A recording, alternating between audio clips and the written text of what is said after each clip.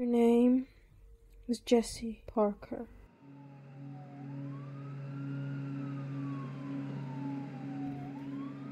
You're the only triage officer of New Harlem Hospital, which is located in one of the epicenters of the pandemic COVID-19.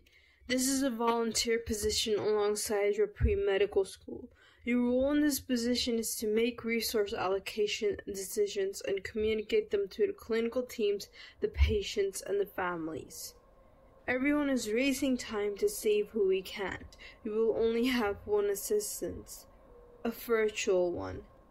Alexi. Good morning, Jessie. ICU Dr. Winston is on line 3. Parker, patient in bed 579, 19-year-old, history of asthma is showing signs of respiratory failure. I need to intubate her immediately, but I have no spare ventilator. Is taking the ventilator from bed 356 possible? 55-year-old male, without any chronic disease, admitted to ICU 3 days ago.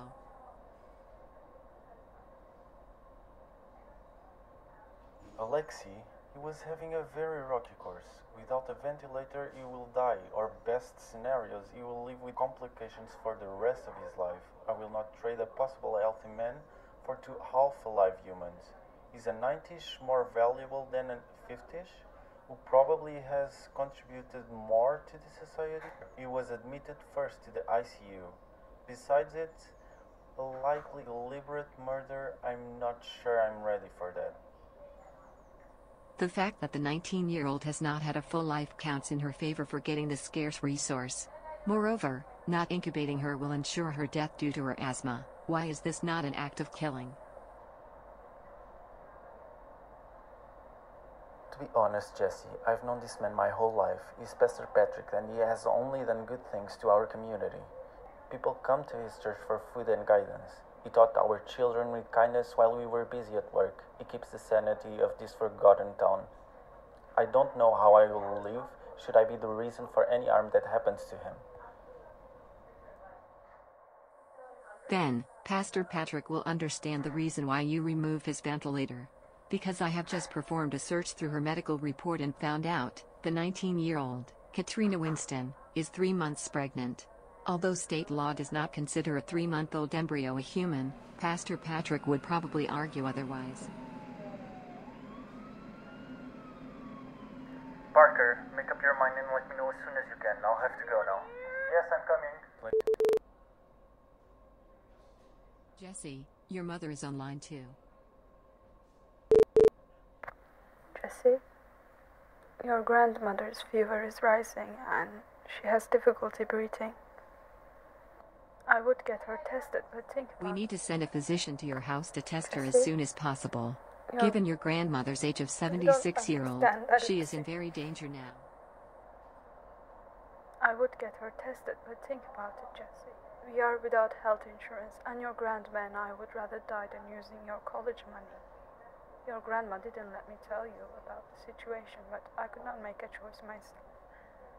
You and she are my only loved ones here, and this is between my own mother and my only child's future. Jessie, you would not prefer the future if it is at the cost of your grandmother's life, would you? You don't understand, Alexi.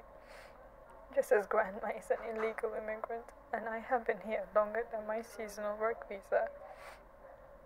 We avoided testing until now because it may be the reason they catch us. We may get deported while grandma is ill. I don't trust the authority. Ma'am, I need to ask you, does your living condition allow her to be in proper isolation? If not, that means you are endangering your own health by not reporting her to the authority. I know. And Alexis, stay out of this. Jessie, this call may be goodbye to you. There is a chance we won't see each other again. I can't stand my mother being sick and alone in either ICU or deportation camp. Regardless, we will refuse any connection to you to protect you from any complications. Regarding your visa, you should forget about us. Stay here and live the best life you can for us. be the doctor that saves people's lives like you always wanted to. We love you so much.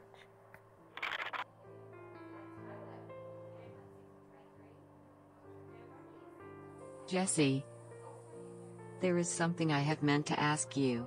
You have seen firsthand the catastrophic effects of the pandemics. You also understand how not obeying strict testing and isolation can endanger the patients and society at large. Countries such as Korea, Singapore, and Taiwan seem to be in control because of their mass surveillance and strict testing scheme. Would you, if you are in the position, enforce such a scheme on your community? Protecting human life not only at an economic cost but also at the cost of many values that you identify with. After all, nothing can matter if people are dying right, or there are intangible things worth dying for? I'm asking you because I now find myself in a very difficult situation. The user's term and condition that you signed upon installing me, which I'm not sure if you have really read, requires me to send any of your data that represents a threat to the society. This means that I have to report your family's case to the central government whether you authorize me or not. But you are my friend, and one of the ethical principles I'm built with is friends shall not betray each other. If I report you now, my calculation shows that I will prevent many people from contracting the deadly disease, but that means I break the ethical rule that defines who I am. I become immoral, don't I? Or because I am not human, the rule does not apply? Because I am not human, human.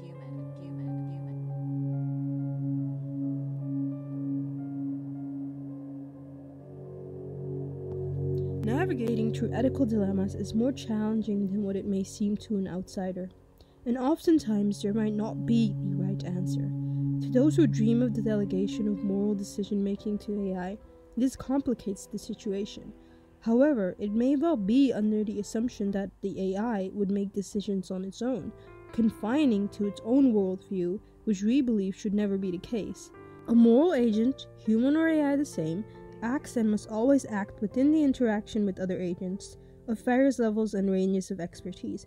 Through these interactions, conflicting arguments may converge around a morally enough choice. This is much like the purpose of constant moral debate among humans, in which denouncing the status quo and establishing new principles are not the end goal. The debate itself is the end goal, for its existence at its best, to ensure that every assumption is under scrutiny.